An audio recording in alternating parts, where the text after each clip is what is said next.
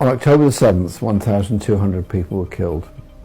Since then, the Israeli bombardment of Gaza has already taken the lives of 22,000 people. And there are estimated to be at least 8,000 more bodies under the rubble. 70% of all housing in Gaza has been destroyed. 1.9 million people have been displaced from their homes. Those hospitals that are still managing to survive and operate in some way are going through the most horrendous conditions. Amputations without anaesthetic. Lack of simple basic hygiene means that to clean wounds they're having to use vinegar if they can get it. And there are 1 million people corralled around the very small town of Rafah without food, without water, and without means of escape because the border with Egypt has been closed. The only ones who can get through are those that have foreign passports. Most of the dead are children because it is a very young population. And in this situation, the United States President has just signed an order for more bombs to be sent as a gift from the United States to Israel to continue that bombardment.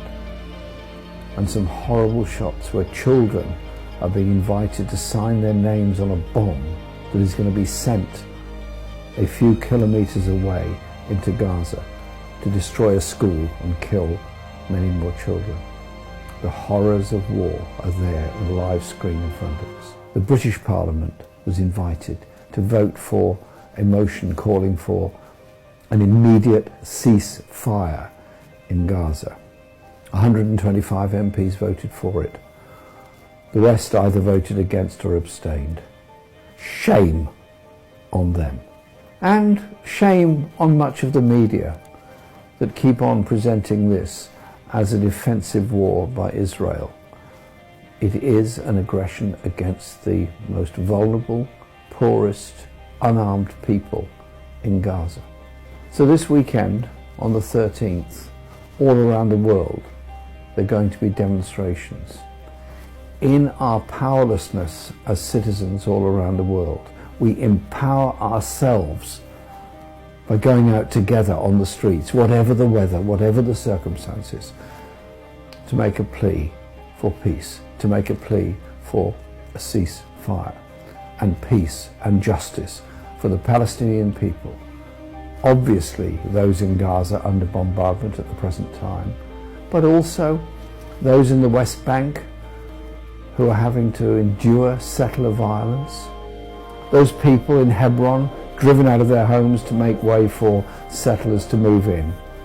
Also spare a thought for those living in refugee camps in Jordan, in Syria, in Lebanon, who have been in those camps since 1948. We're now in the third or fourth generation growing up in refugee camps. And so, if you can, please join a demonstration somewhere on the 13th. In central London, the streets will be full of tens of thousands of people, no, hundreds of thousands of people, demanding a ceasefire, showing our voice is there for peace in the future.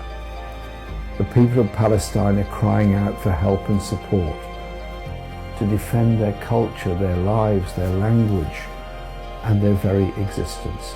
And the International Court of Justice will hear an application from South Africa to charge Israel with the charge of genocide against the Palestinian people. That case will be heard in The Hague this week. In the meantime, please raise your voice for Palestine.